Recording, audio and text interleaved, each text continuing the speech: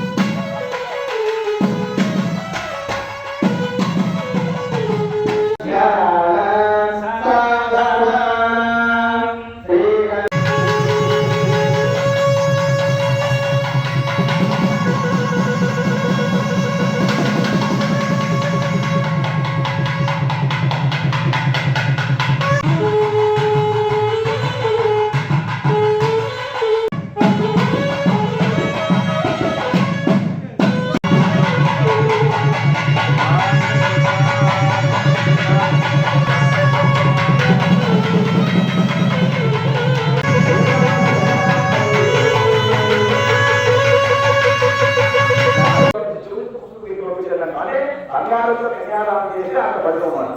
ఈ రోజు బంగారం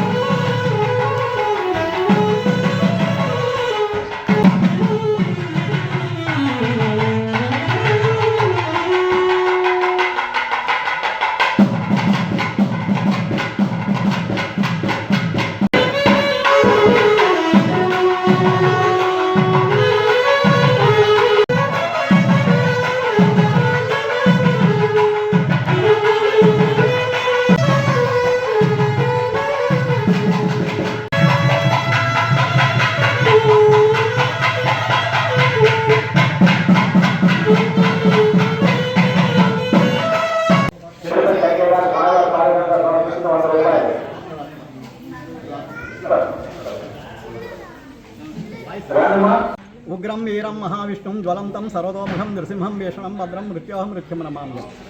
ఈరోజు ఇందుకూరిపేట గ్రామంలో ఏం చేసినటువంటి శ్రీ లక్ష్మీ నరసింహస్వామి వారికి నరసింహ జయంతి సందర్భంగా స్వామివారికి ఉదయం 9 గంటల నుంచి పంచామృతములతోటి పండరసాలతోటి అభిషేక కార్యక్రమాలు సహస్రనామాలతోటి విశేష పూజా కార్యక్రమాలు నిర్వహించబడినాయి.